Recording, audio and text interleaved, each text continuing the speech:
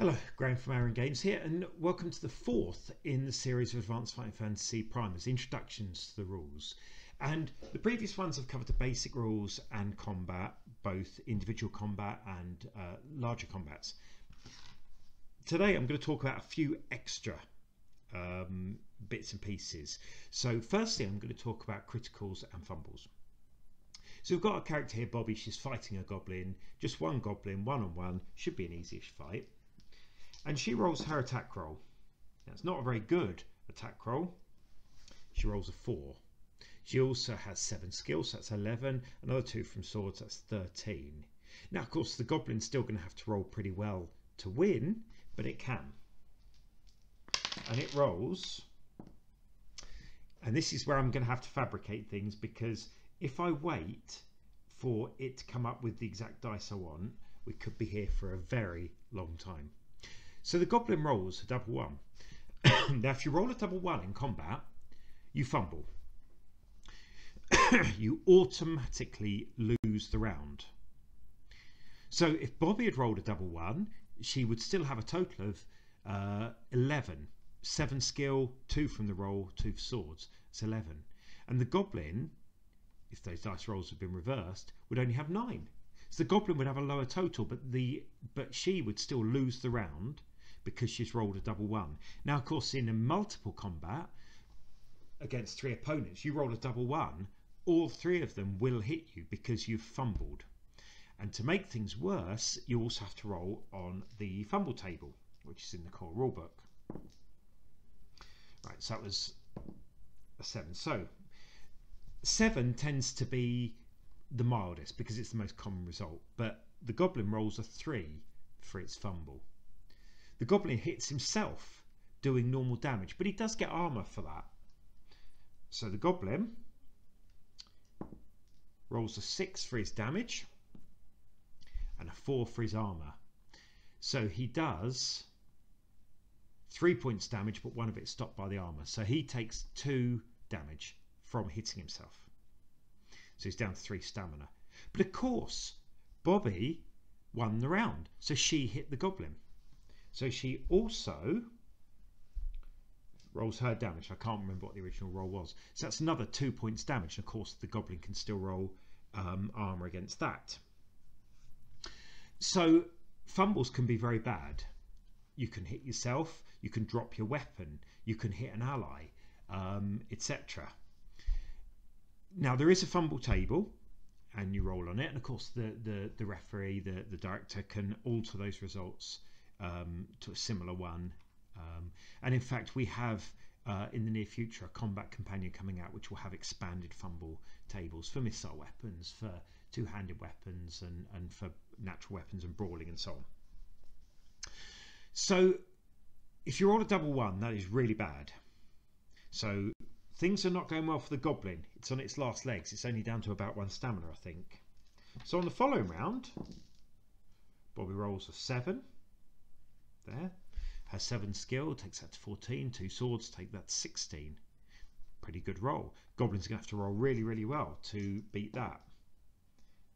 And it rolls, oh look, a double 6. So a double 6 means you automatically win the round. So you win that combat. Okay. So the goblin hits Bobby. It has a total of 17. But even if she had rolled that, it would still win. Her total would be 20. The goblin would have 17. But because it's a double 6, it automatically wins. Now, under the core rules, that means the goblin does double normal damage. So it rolled a 3. That equates to 2 points damage. That's double to 4. Now, Bobby still gets an armor roll. She rolled a 1. But she only gets 1 armor roll. Okay, to take away from that 4 points damage. Now, had the goblin rolled better, it could have done 6 maybe. And of course, this is very, very dangerous when you get a creature that already does up to sort of 4, 5, 6 damage, or if you're using a two-handed sword that does a lot of damage, then that also impacts it. Okay. Now the next thing I'm going to cover is multiple attacks. So, with multiple attacks in Advanced Fighting Fantasy, they work a little bit differently to you might expect or from other games. So, for example, in Dungeons and Dragons, a dragon itself might have 3 attacks, 2 bites, a bite and 2 claws, for example. That means it can bite one person, claw someone, or it could bite and claw one person 3 times. In Advanced Fighting Fantasy, each creature has a number of attacks. Most creatures like goblins, orcs, have 1 attack. However, if we have something like a Minotaur, which is skill 8, stamina 10, that's pretty tough. It has 2 attacks. It also has a battle axe, and it also has +2 to its damage. So that illustrates another effect here. So luckily Bobby is not fighting this Minotaur alone. She's got her elf scout who's going to weigh in with his sword. He's dropped his bow, or it's been broken. He hasn't got it. He's going to fight with the sword. So Bobby and the elf scout come across the Minotaur, who rushes to attack them. The Minotaur has 2 attacks.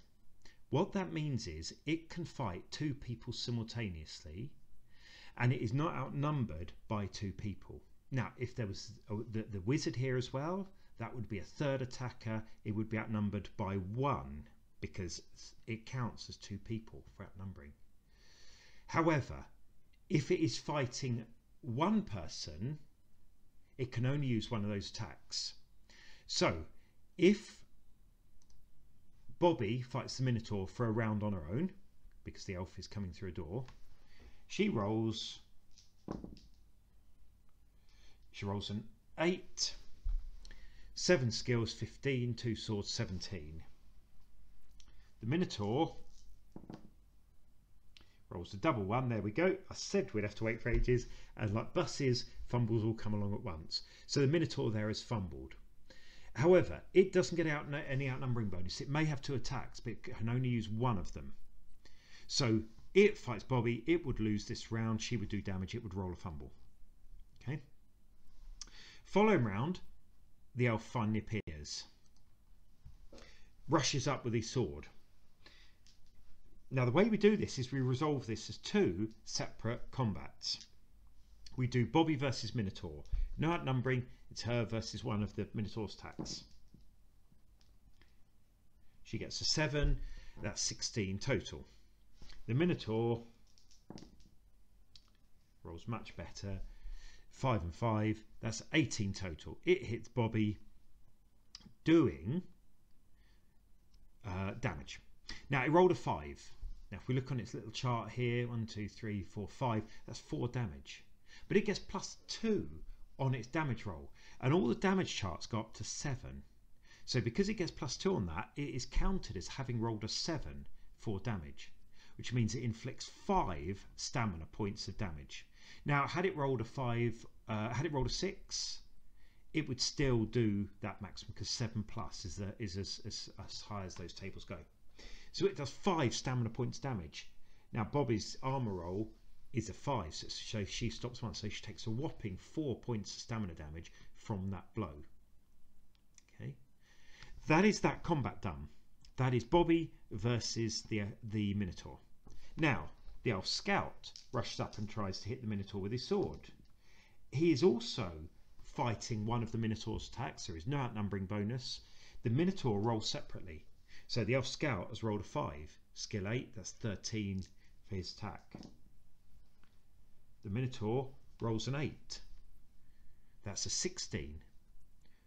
It turns around and hits the scout. Now its damage roll was a 3. You had +2 to that for its +2 damage bonus, which means it actually rolled a 5. 1, 2, 3, 4, 5. That's 4 points damage. The elf scout's armor stops none. So the elf scout has taken 4 and Bobby's taken 4 this round. So the Minotaur has dished out 8 points of stamina damage in 1 round. Now, if there was a 3rd person turning up, then 1 of the Minotaur's attacks would be outnumbered. And so if Bobby had another elf scout, if there are 2 elf scouts with her, and she fights with 1 of them, and this is where the director has to partition people up. But Bobby plus scout would outnumber the Minotaur's attack, so they would both have a +1. the other elf scout would not have an outnumbering bonus because it would be it versus the attack. So count each attack as an individual combatant. Okay. Now lastly, the elf scout unfortunately was already injured and keels over. So let's get rid of him. And instead, his friend, the elf wizard, turns up. And the elf wizard decides he's going to cast a spell. So he's only got a few spells. He's not a highly trained wizard. So on this first round, he's going to cast a firebolt at the wizard. Now the order of initiative in a round is spells first, then shooting, then hand-to-hand combat. So on the following round, the elf wizard rushes in. Don't worry, he shouts, I'll cast a firebolt. So it's a 1 magic point spell. He has to make a casting roll. So he has to roll under his magic, which he does. He casts the spell. It will do 1d6 stamina points damage. Now the target gets armor, but it will do 1d6 points damage. However, firebolt allows a test for luck to dodge. Now if Bobby was shot with a firebolt, she's got luck 11. She's quite likely to get out the way. However, the Minotaur doesn't have luck. It's not a character. So it uses skill instead. So it has to roll an 8 or less to avoid the firebolt. It rolls a 10. It doesn't get out the way. The elf wizard inflicts 6 points damage with a firebolt, of which the Minotaur's non-existent armor obviously doesn't even apply. So the Minotaur takes 6 damage from that firebolt. However, had the Minotaur rolled under its skill, it would have dodged that firebolt entirely and would have taken no damage whatsoever. So then we move on to the combat round, and Bobby would fight it in hand-to-hand combat, just her versus 1 attack, because the elf wizard is not in a fight. Now the elf wizard decides actually the firebolt maybe isn't the best idea, so decides to cast Befuddle on the Minotaur. Now Befuddle is a touch spell. You've got to touch the target. So the elf wizard rushes into combat to try and touch it. Now spells still go first. Okay, so the way we work that is the elf wizard has to make an attack roll. Has 8 skill. If you have brawling, that can apply here, but only rolls a 4. That's a total of 12. The Minotaur rolls a 5. That's a total of 13. The elf wizard does not touch the Minotaur and therefore cannot cast the spell, but the elf wizard is now in a combat. So now we get to the combat round. Bobby would have to fight the Minotaur, and simultaneously the Minotaur hits the wizard. Now because we've already made the combat roll, albeit we made it in the magic phase, we know the outcome of the combat. We know that the Minotaur rolled a 6 for his damage. That's 5 points of stamina. The elf wizard doesn't have armor, so the elf wizard is taking 5 stamina damage in the combat round because we know that. Now the only thing that is going to stop that damage occurring is an arrow shot, or alternatively another spell. So the wizard rushed in, cast a spell, it didn't work. Now if there is another wizard there and they roll to cast a lightning bolt and they fry the Minotaur and it keels over, the wizard won't take damage. The way this works is because the elf wizard failed in that opposed combat roll, he failed to lay a hand on the Minotaur, therefore could not cast the spell. However, the Minotaur hasn't yet riposted and hit the wizard back. Okay, so although the combat roll is made in the magic phase, it does the wizard being hit doesn't happen until the combat phase. Now had the wizard succeeded, had it beaten the Minotaur, it would have been able to cast Befuddle and it would have taken effect. And in addition, when we get to the combat phase, the wizard couldn't be hit because it avoided any blows from the Minotaur by winning that combat round. Okay, so that's where we'll leave this 4th video. We've covered combat now, but the magic at the end there goes nicely into how magic works, and I'll go into that more detail in the next video.